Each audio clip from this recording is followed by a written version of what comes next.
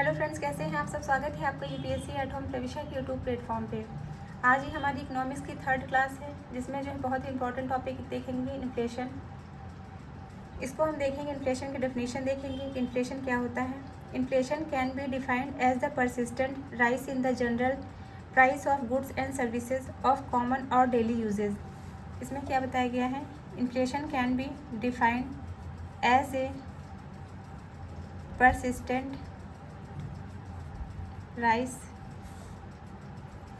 in the general price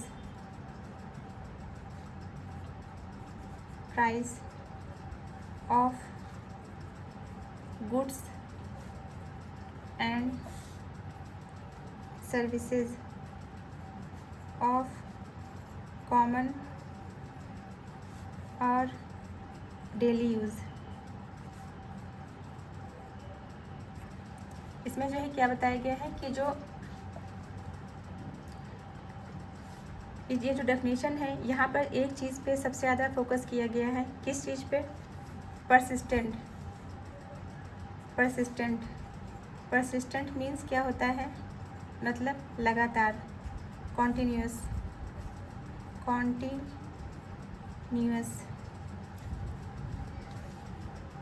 persistent means होता है लगातार, मतलब 1 या 2 दिन में किसी गुड्स या सर्विसेज में चेंज हुए हैं। अगर मतलब किसी भी गुड्स और सर्विसेज के जो प्राइस है वो 1 या 2 दिन में जो चेंज होते हैं, उसको हम क्या बोलेंगे, उसको हम इन्फ्लेशन की डेफिनेशन के अंतर्गत नहीं लेके आएंगे। इसमें क्या बताया गया है कि गुड्स और सर्विसेज के जो प्राइस हैं वो परसिस्टेंट इंक्रीज़ होने चाहिए। कैसे इंक्रीज़ होने चाहिए? परसिस्टेंट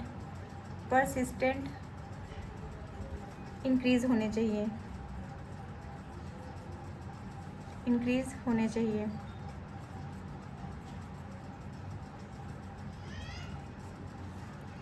अगर कॉन्टिन्यूअस इंक्रीज़ हो रहा है तभी उसको हम कहेंगे इन्फ्लेशन। मतलब अगर जो है कोई भी गुड्स एंड सर्विसेज हैं, तो उसके जो प्राइस हैं वो लगातार चेंज हो रहे हों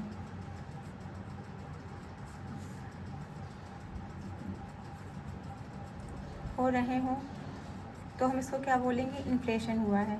इन्फ्लेशन मतलब महंगाई बढ़ी है, महंगाई में वृद्धि हुई है, इसको हम बोल सकते हैं। इसको एक और तरीके से भी हम देख सकते हैं, वो क्या है वो हम देखेंगे। इसको एक और तरीके से देख सकते हैं,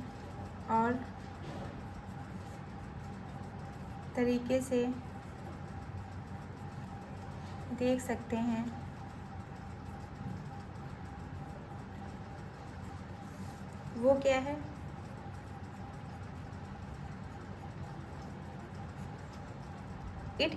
it also indicates a decrease in the purchasing power of unit of a nation currency।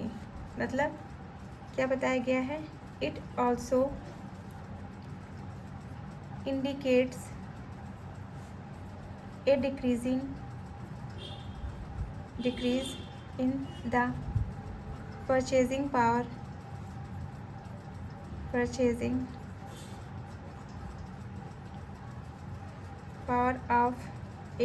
a unit of a nation currency। मतलब जब आपके देश की परचेजिंग पावर रिड्यूस हो जाती है, उसको भी हम इन्फ्लेशन कहेंगे। क्या बताते हैं कि जब जो हमारी जो कंट्री है उसकी जो परचेजिंग पावर है वो भी रिड्यूस हो जाती है। मतलब जब आपके देश की परचेजिंग पावर, मतलब परचेज करने की जो क्षमता है वो क्या है, वो रिड्यूस हो जाती है, वो कम हो जाती है, वो रिड्यूस हो जाती है, उसको भी हम इन्फ्लेशन कहेंगे। हो जाती है, उसको भी हम इन्फ्लेशन कहेंगे।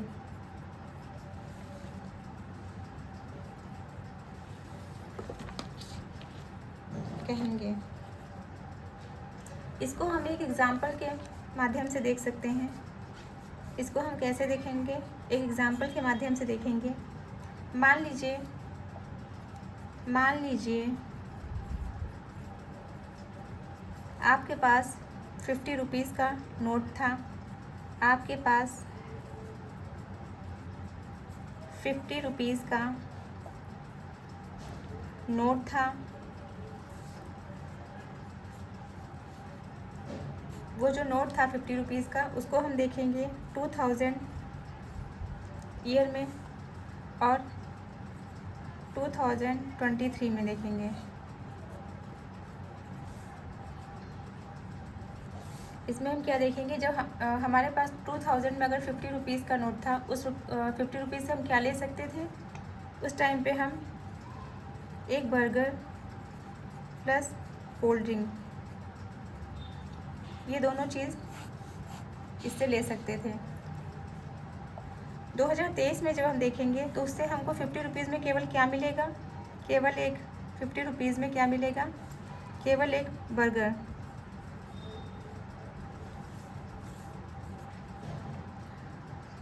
मतलब क्या हो रहा है यहाँ पे? आप क्या देख सकते हैं? मतलब 2000 की से अगर कंपेयर करेंगे 2023 को, तो उसमें जो 50 रुपीज़ मतलब 2000 ईयर में जो 50 रुपीज़ का जो नोट जो था, उससे हम एक बर्गर एक कोल्ड ड्रिंक ले सकते थे। और जो 2023 में अगर हम देखेंगे, उसी 50 रुपीज़ के नोट से केवल हम एक बर्गर ले पा रहे हैं। तो उससे मतलब यहाँ पे क्या हो रहा है? मतलब 50 रुपीज़ का नोट इतना काबिल था, मतलब 2000 ईयर में जो हमारे पास जो 50 रुपीज़ का जो नोट था, 50 रुपीज़ का जो नोट था, वह इतना काबिल था, मतलब वो इतना ज़्यादा कैपेबल था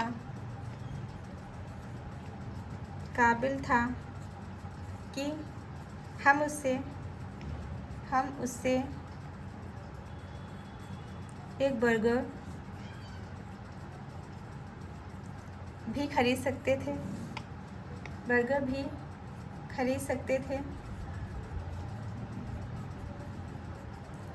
थे। और कोल्ड ड्रिंक भी।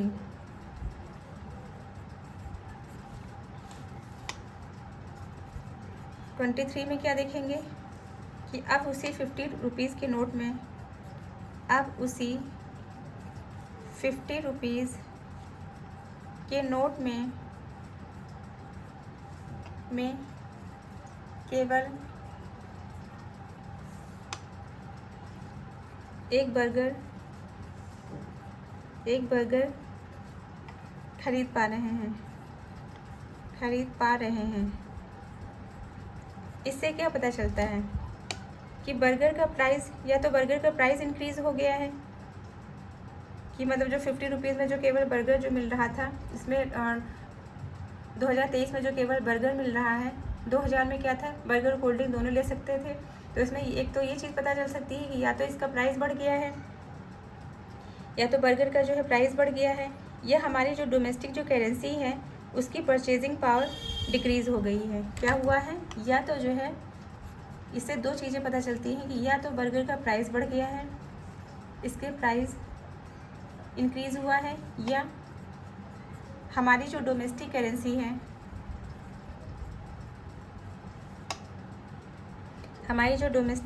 है वो क्या हुई है? उसकी जो परचेजिंग पावर है वो क्या हुई है? वो डिक्रीज़ हुई है, मतलब उसमें जो है कमी आई है। 2000 में 50 रुपीज़ के नोट की जो परचेजिंग पावर थी, वो हमें एक कोल्ड ड्रिंक और बर्गर मिल जाता था। उसी 50 रुपीज़ के नोट में क्या हो रहा है? अब हम 50 रुपीज़ का नोट लेकर जाते हैं तो केवल हमारे हाथ में क्या आता है? एक बर्गर आता है। यही जो डेफिनेशन है वो है इन्फ्लेशन की, कि inflation can be defined as a persistent मतलब कॉन्टिन्यूअस, मतलब लगातार, rise in the general price of goods and services, price of goods and services.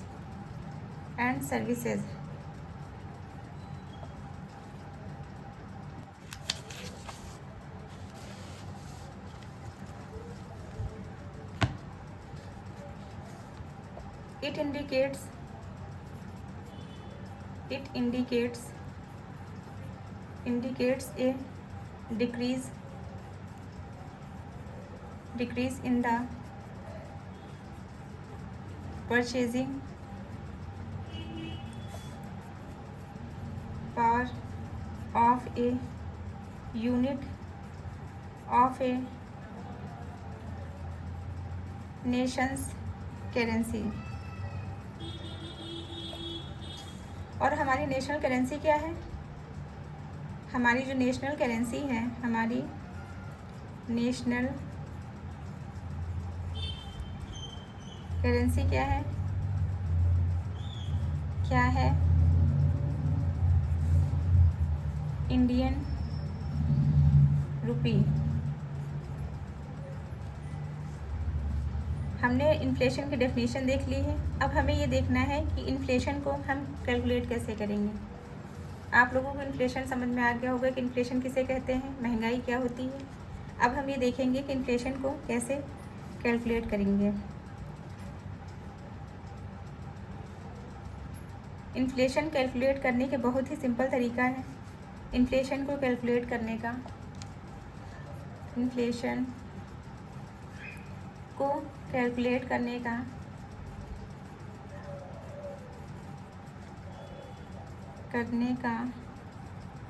बहुत ही सिंपल तरीका है।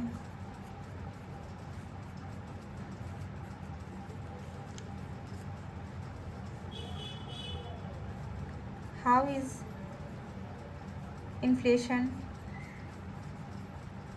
मेजर्ड?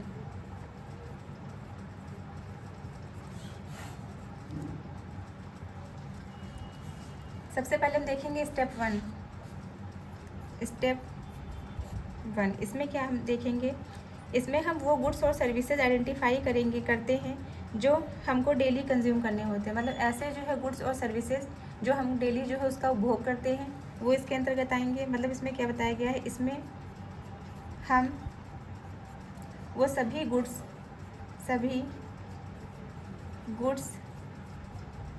और सर्विसेज आइडेंटिफाई करते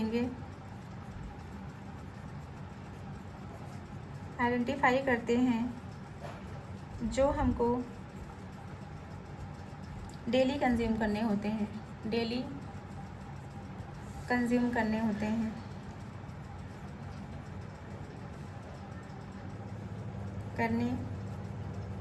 होते हैं, जैसे कि इसका एग्जांपल देख लेंगे। जैसे कि फूड, जैसे फ्यूल, हाउस, क्लोथ्स। हम वो सारे गुड्स और सर्विसेज को आइडेंटिफाई करते हैं और उनको क्या करते हैं, एक बास्केट में डाल देते हैं। जो हम जितने भी जो है गुड्स और सर्विसेज को डेली कंज्यूम करते हैं, उनको हम क्या करेंगे, उनको हम आइडेंटिफाई करके क्या करेंगे, एक जो है बास्केट में डाल देंगे। हम सारे गुड्स और सर्विसेज को, वो सारे गुड्स और सर्विसेज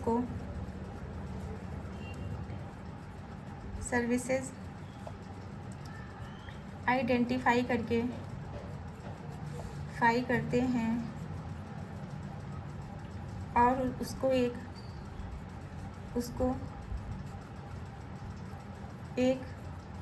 बास्केट में डाल देते हैं। इसके बाद हम क्या देखेंगे? इसके बाद हम देखते हैं कि बेस ईयर, जो हमारा बेस ईयर है, बेस ईयर 2011 में जो सारे गुड्स और सर्विसेज के जो प्राइस थे उसको हम कैलकुलेट करेंगे। मतलब हम जो गुड्स सर्विसेज जो डेली कंज्यूम करते हैं उसको हमने क्या किया, एक बास्केट में डाल दिया और उसको हम बेस ईयर से जो है मिलाएंगे कि बेस ईयर जो 2011 का जो बेस ईयर है उसमें क्या है, उसमें हम सारे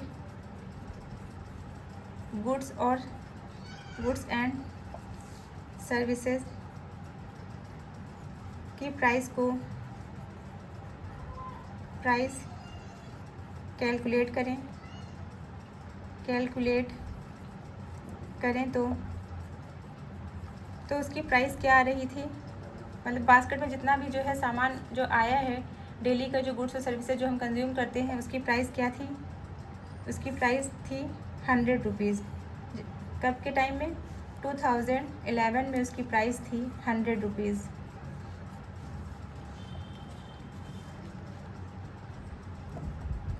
अब यही जो सेम जो बास्केट है उसे हम 2022 या 23 में ख़रीदनी है, तो हम उसके लिए क्या करेंगे, हमें उसके लिए कितने पैसे देने होंगे।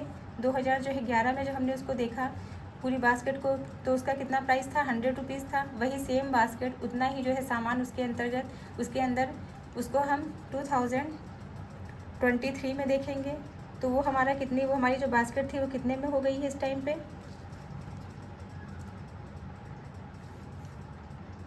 वो हो गई है 120 में। 2011 में जो बास्केट 100 में आ रही थी वही सेम बास्केट 2023 में बास्केट की वैल्यू कैलकुलेट करते हैं तो कितना पता चलता है, वो आती है 120 रुपीज़ के करीब। ये हमने ऐसे ही मान लिया है 120 कि मान लीजिए इतना जो है डिफरेंस देखने को मिला है। तो इसमें हम देखेंगे कि इन्फ्लेशन जो है, मतलब 2011 से 2023 के बीच में कितना इन्फ्लेशन हुआ है। क्या देखेंगे, कितना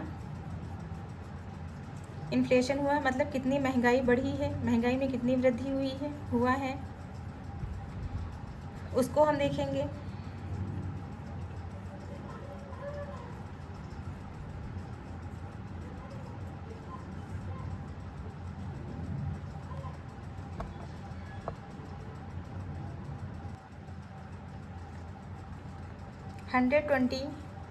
जो 2023 में जो इसका जो रेट था कितना था, 120 माइनस 100, ये 2011 का रेट है।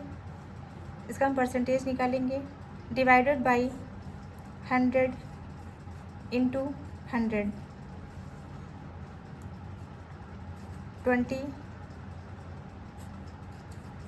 100 इंटू 100 इक्वल टू 20%।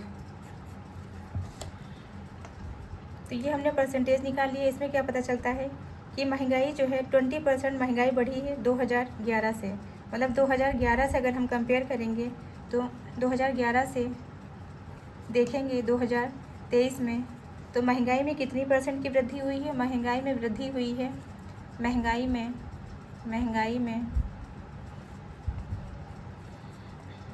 20% की वृद्धि दर्ज की गई है। ये पता चलता है कि 2011 की तुलना में 2023 में महंगाई कितने परसेंट बढ़ी है, 20% की वृद्धि दर्ज की गई है इसके अंतर्गत।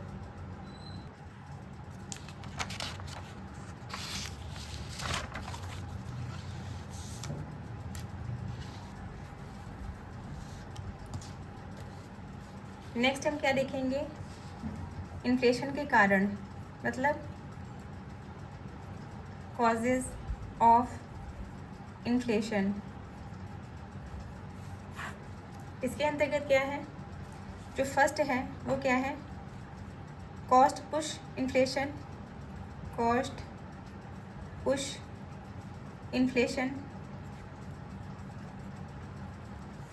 सेकंड क्या है, डिमांड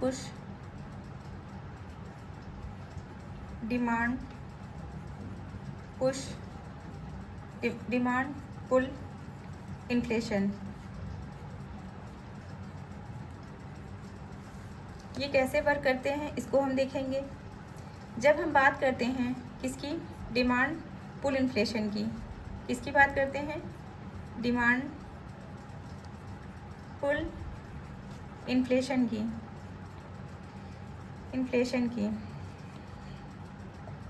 यह तब होता है, इसकी हम बात करते हैं तो इसमें हम क्या देखेंगे, इसको हम एक एग्जाम्पल के माध्यम से समझेंगे कि मान लीजिए एक पर्सन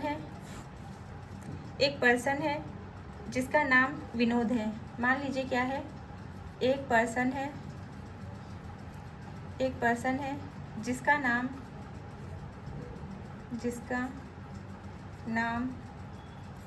विनोद है। अपने जूनियर को क्या करते हैं, मतलब जो है एक विनोद नाम का एक पर्सन है, वो क्या करता है, वो सीनियर है, तो चूँकि हम लोग भी ये करते थे कि अपने जूनियर को क्या करते थे, अपनी बुक भेज देते थे। तो वही चीज़ क्या है कि ये जो है एक पर्सन है इनका नाम विनोद है, वो अपने जूनियर को फिजिक्स की बुक उनको बेचनी है। बुक की प्राइस क्या है, विनोद को अपने जूनियर को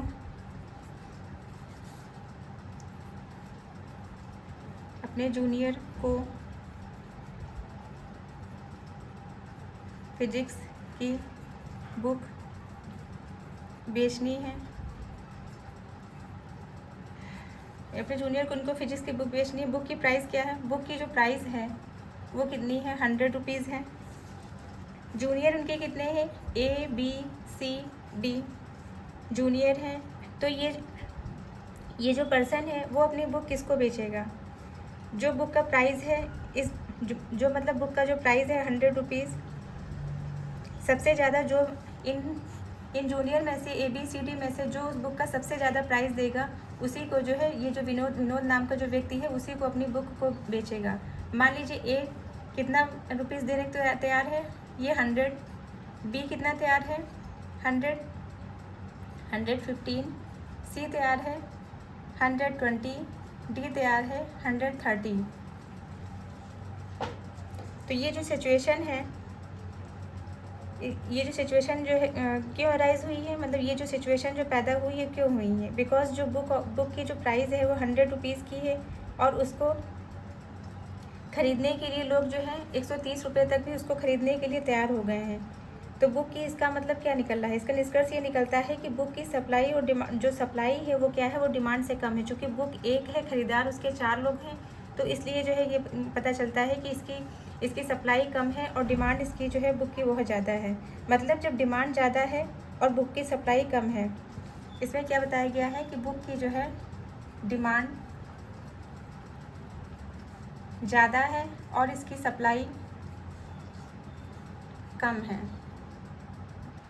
बुक को ख़रीदने के लिए, मतलब जो बुक है, बुक को ख़रीदने के लिए जो सबसे ज़्यादा प्राइस देगा बुक उसी को, वो बुक वही ले जाएगा। मतलब बुक की जो सबसे ज़्यादा जो प्राइस देगा, बुक की जो सबसे ज़्यादा प्राइस देगा बुक उसी को मिलेगी। अगर यही बुक जो है एक की जो जगह पर 4 बुक होती, तब उसका जो प्राइस जो 100 रुपीज़ था, 100 रुपीज़ से 1 रुपये भी जो ज़्यादा नहीं मिलता। क्योंकि यहाँ पे क्या बताया गया है, यहाँ पे बुक केवल एक थी, ख़रीदार उसके 4 लोग थे, तो इसलिए डिमांड जो है इसकी ज़्यादा थी और इसकी सप्लाई कम थी, इसलिए जो है ये यहाँ पे क्या हुआ, इन्फ्लेशन देखने को मिला। ऐसे ही हम एक और एग्जांपल के माध्यम से इसको देख सकते हैं, जैसे कि कोविड के टाइम में सैनिटाइज़र, कोविड के टाइम में क्या था, कोविड के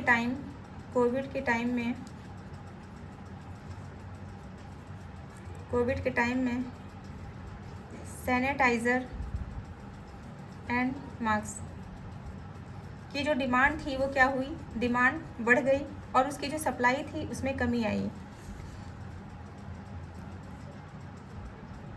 तब भी हम देख रहे थे कि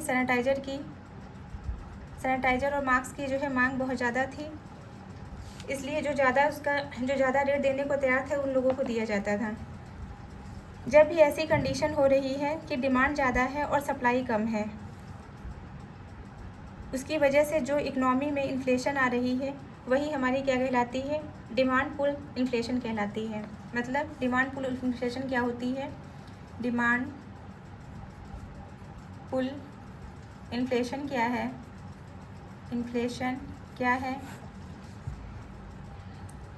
जब भी ऐसी कंडीशन हो कि डिमांड ज़्यादा है और सप्लाई कम है, मतलब किसी भी चीज़ की डिमांड बहुत ज़्यादा है और उसकी सप्लाई जो है सप्लाई कम है, तो उस टाइम पे उस टाइम पर जो है इकनॉमी में जो इन्फ्लेशन आ रही है उसको क्या कहते हैं, उसको हम कहेंगे डिमांड पुल इन्फ्लेशन। मतलब डिमांड ज़्यादा है और सप्लाई कम है, तो ऐसी इन्फ्लेशन क्या कहलाएगी, डिमांड पुल इन्फ्लेशन कहलाएगी। इन्फ्लेशन के बहुत से रीज़न होते हैं, बट हमें यहाँ पे केवल जो है 2 मेजर रीज़न को ही देख रहे हैं। फर्स्ट क्या है, डिमांड पुल इन्फ्लेशन, सेकंड क्या है, cost push inflation. Cost push inflation, इसको हम देखेंगे डिटेल में कि ये क्या होती है।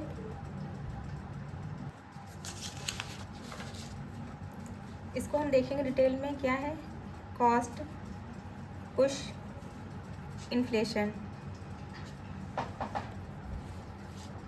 इन्फ्लेशन इसमें क्या बताया गया है कि जब भी हम किसी गुड्स या सर्विसेज को जो है क्या करते हैं, प्रोड्यूस करते हैं, तो उसमें बहुत सारी जो चीज़ें होती हैं, बहुत सारी चीज़ें यूज़ करनी पड़ती हैं। जैसे कि जो है रॉ मटेरियल, अगर रॉ मटेरियल ही महंगा हो जाएगा तो क्या होगा, फाइनल गुड्स का प्राइस अपने आप ही बढ़ता रहेगा, क्योंकि जो है उसको प्रोड्यूस करने के लिए जो हमें बेसिक जो रिक्वायरमेंट है, अगर उसकी जो है उसका रेट अगर जो उसके रेट में अगर वृद्धि होती है तो उससे क्या होगा, तो हमारा जो फाइनल जो प्रोडक्ट जो बनके तैयार होता है तो उसमें जो है वृद्धि अपने आप ही हो जाएगी।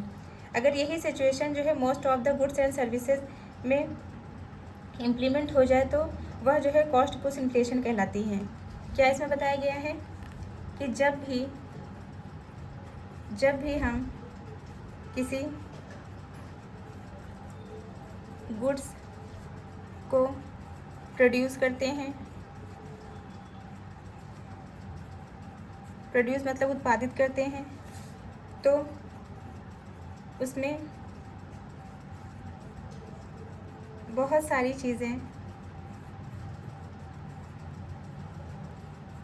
यूज़ करनी पड़ती हैं, यूज़ होती हैं, जिसमें सबसे मेन जो है, सबसे मेन इंग्रेडिएंट क्या है, रॉ मटेरियल। और अगर रॉ मटेरियल महंगा हो जाएगा तो जो फाइनल प्रोडक्ट बनके जो तैयार होता है उसकी रेट में अपने आप ही वृद्धि हो जाएगी। प्रोडक्ट का प्राइस बढ़ेगा ही बढ़ेगा,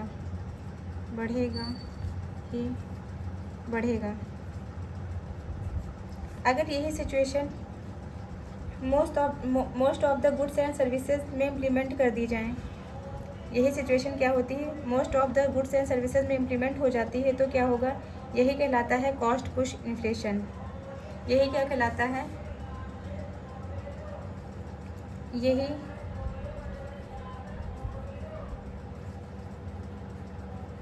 situation most of the goods and services पर इम्प्लीमेंट मतलब लागू हो जाएं, तो वह कॉस्ट पुश इन्फ्लेशन हो जाएगी, पुश इन्फ्लेशन हो जाएगी। जो भी कॉस्ट ऑफ प्रोडक्शन इंक्रीज़ हो रहा है, चाहे वो लेबर हो या रॉ मटेरियल या टैक्स ड्यूटी, कोई भी चीज़ जो गुड्स और सर्विसेज को प्रोड्यूस करने में आवश्यक है, अगर उसका प्राइस इंक्रीज़ होता है तो कॉस्ट ऑफ प्रोडक्शन इंक्रीज़ होगा। मतलब किसी भी फाइनल गुड्स को तैयार करने के लिए जो भी चीज़ें लगती हैं, जैसे कि raw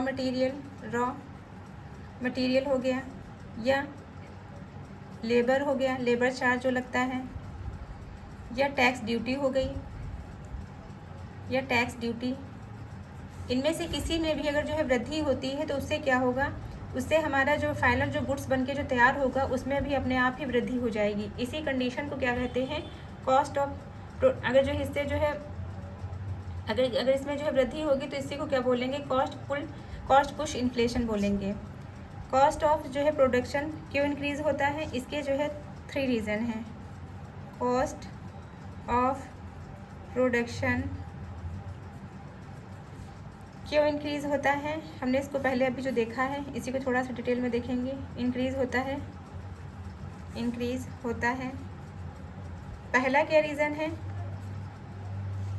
increase in wages labour, मतलब क्या बताया गया है कि लेबर चार्ज में जो है वृद्धि होती है, लेबर का चार्ज बढ़ता है तब।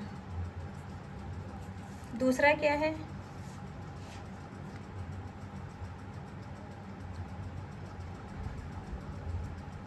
सेकंड क्या बताया गया है, increase in the price of raw material, मतलब रॉ मटेरियल जो है उसका प्राइस बढ़ता है, उसका प्राइस इंक्रीज होता है।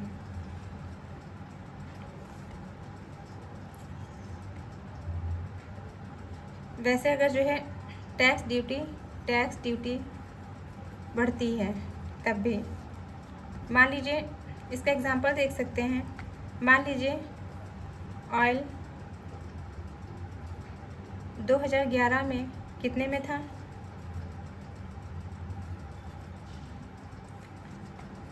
80 रुपीज़ में। 23 में देखेंगे उसका जो प्राइस है वो कितना हो गया है, 180 हो गया है पर लीटर। तो इससे क्या पता चलता है, इससे पता चलता है कि यहाँ पे जो है क्या हुआ है, इन्फ्लेशन हुआ है 2011 की तुलना में 2023 में। इन तीनों कारणों से फाइनल प्रोडक्ट की जो वैल्यू होती है उसमें डिफरेंस आता है। ये जो तीनों जो रीज़न है उससे क्या होता है, जो फाइनल प्रोडक्ट जो बनके तैयार होता है, मतलब चाहे वो टैक्स ड्यूटी हो या रॉ मटेरियल का प्राइस इंक्रीज़ हो गया हो या लेबर चार्ज बढ़ गए हो, इन सब में जो है वृद्धि के कारण जो है क्या होता है, जो फाइनल जो प्रोडक्ट जो बनके तैयार होता है तो उनके प्राइस में भी जो है उनके प्राइस में भी वृद्धि देखने को मिलेगी। फाइनल प्रोडक्ट के प्राइस में भी वृद्धि देखने को मिलेगी।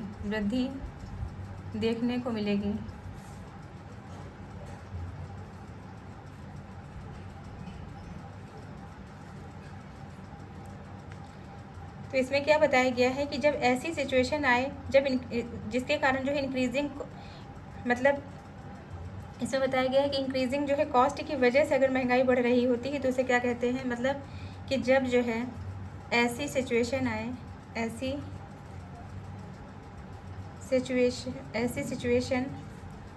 आए जब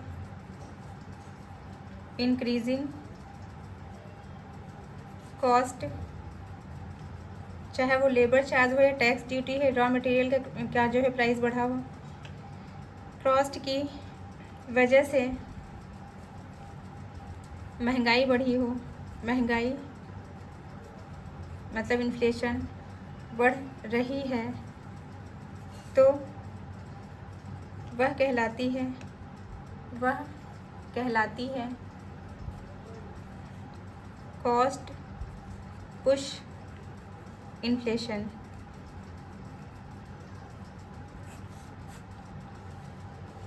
तो हमने इन्फ्लेशन को देख लिया, उसको मेज़र करने का तरीका देखा। तो इसी के साथ हमारी ये इकोनॉमिक्स की 3rd क्लास कंप्लीट होती है। आप लोगों को हमारी ये सीरीज़ कैसी लग रही है हमारे कमेंट सेक्शन में ज़रूर बताइए। ऐसे ही पढ़ते रहिए, लाइफ में आगे बढ़ते रहिए। यूपीएससी एट होम प्रविशा के साथ में मेन साइंस से राइटिंग करते रहिए। Thank you.